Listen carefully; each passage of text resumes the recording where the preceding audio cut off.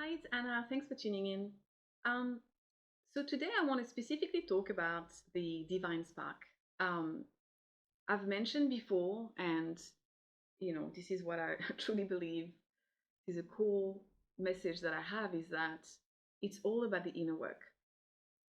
Um, and I will be doing another video where I explain a bit more what the process of the inner work is.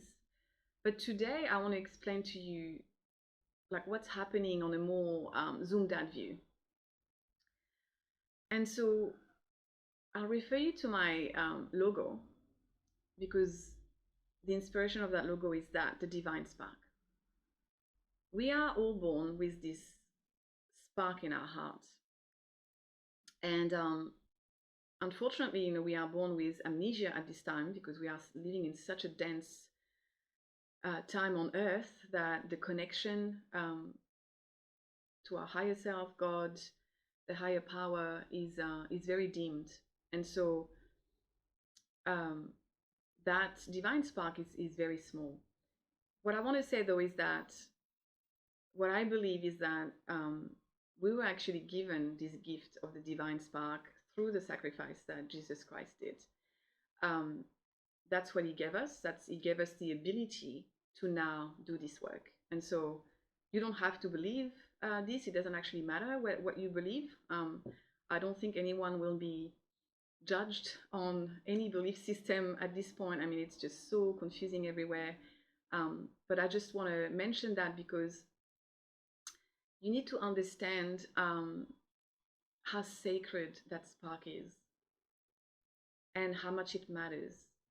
And so, some of us, I know that as a child, even though I didn't really understand anything, right? I was born with amnesia like everyone else. I had this voice in my head that came as thoughts from time to time. I was born into a very abusive family that told me, don't let them win.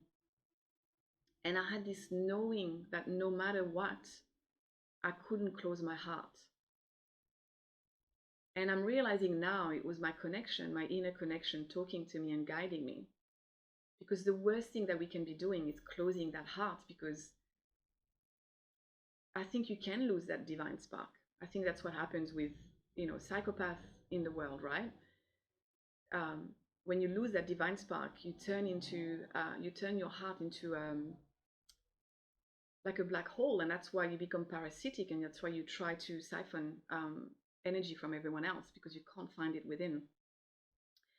So that divine spark is so important, and that's also why we're living in a world, right, where there's so much abuse and trauma, and it's designed to prevent you from, or like to close your heart, to prevent, to dim it, to dim it.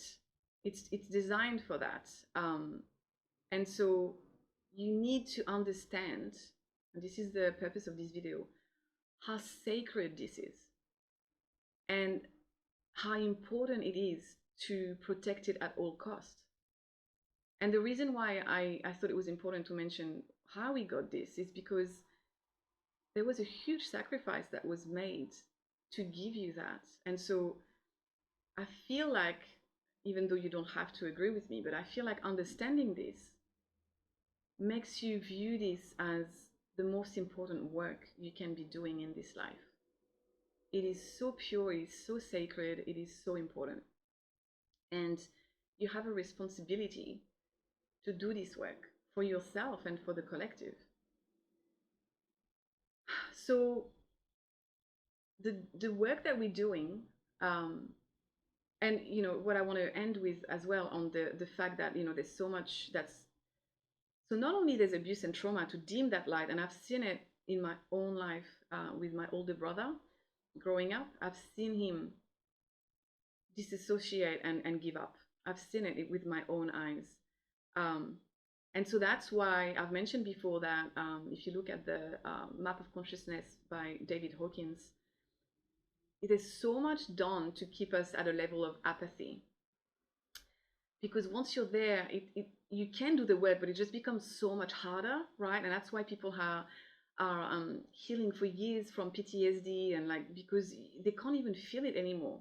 Like, there's so much healing work that needs to happen to reignite that spark. So it's very important to never let that spark die, or to do as much work as you can to like reignite it, right? Um, but also on another level, there's also so much distraction preventing you from doing the inner work to fully ignite that spark. And I know a lot of people think that it's all a game and it's all exactly as it's supposed to be. Like I personally don't think so. I mean, I think an empowering way to look at it, maybe it's like it is what it is. But I do not think that you need abuse and trauma to evolve. So we need to have a lot more distinction of things. Like detail really matters. So there's a lot of distraction, and as you move on this path, you will realize that there's an impulse trying to distract you constantly from doing this work, trying constantly to put you back to sleep. And it's happening, on a larger scale, um, on a collective level with the media, and like trying to pull our energy and attention away from this focusing on our own inner work, which is the most important, right? So you need to understand that um, there is a distraction energy happening, and if you are aware of it, then you are empowered because you can see exactly what's happening and fight against it, if that makes sense. So the inner work process is to fully reignite that spark. So you've got that spark in your heart, but it's dimmed, and you have to fully reignite it, which feels like you know, more and more like, it's a process, there's an organic unfoldment, there's a purification process, a refinement process, which is all about the inner work. But it feels like more and more life force energy flowing in your body. And that's when right, that um, that the spark is getting more and more ignited. Um, and there's a concept that I've come across that talks about this flame being threefold, which is power, love, and wisdom.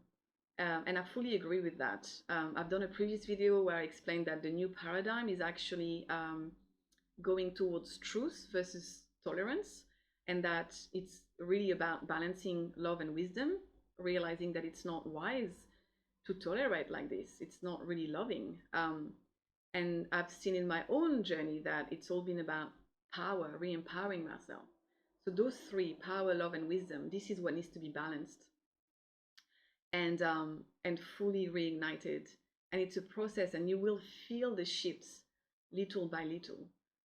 I mean, sometimes it will, it's not a linear process. It's very much, I don't know, people have talked about a spiral, but sometimes I feel you take 5 steps forward, 2 steps back, right? But ultimately, you will feel and see, if you look back 6 months ago or a year ago, you will see that there are shifts, there are changes that you are feeling on the inside, and you are feeling more and more empowered. Ultimately, you will come to a point where you feel peace in your heart. You actually feel that. And what I'm experiencing now, it's like sometimes there's a valve that opens, and I feel these waves of joy flowing through my entire body. Um, and I think that's what we're doing. Like by reigniting that spark, it actually feels like closing a void that we had, realizing that everything that we've done before of like,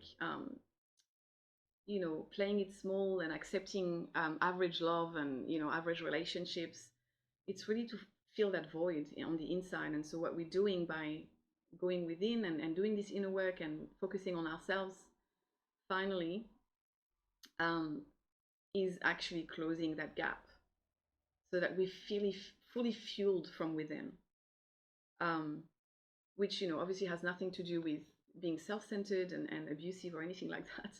um, it's pure love, but it also doesn't mean that you tolerate everything. um, so I think that's when this concept of unconditional love is very much misunderstood. We are coming into unity consciousness within. We are becoming love, but it doesn't mean tolerance. Love is not tolerance. Love is not enabling. Love is not not saying anything when someone says something completely wrong. Love is not saying to people, there's no evil, there's no fire, it's all good, it's just a game, when there's true suffering in this world. Um, Love is not also self-preservation. Like, we're not doing this to for ourselves, like, only. I mean, obviously, of course, you're doing it for yourself as well, but you will feel a calling at some point to come back and share with people, because it's very much a collective thing. It's not satisfying to only do it for yourself. We're doing it for others, um, to prevent so much suffering everywhere. We don't need suffering for human evolution. We don't need trauma and abuse. We grow from challenges. We go from not getting our way all the time. We grow from feedback, challenging feedback. We grow from heartbreaks. Yes, we do not grow from abuse and trauma. We devolve, actually, and those of us who have gone through it have had to put in so much work to even just come back to base level. So that's what I had to share today. I really want you to come back to that logo or that visual of that flame. That's what you're doing. That's what matters so much. That's so precious. This is very precious. You need to see it as precious, as sacred. You need to have reverence for it, reverence for life, reverence for humanity. And yeah, when the going gets tough, it helps to focus on that, on the zoomed out level of why are we even doing this. Yeah, so that's what I had for today. I hope this helps, and I'll see you next time. Thanks for watching.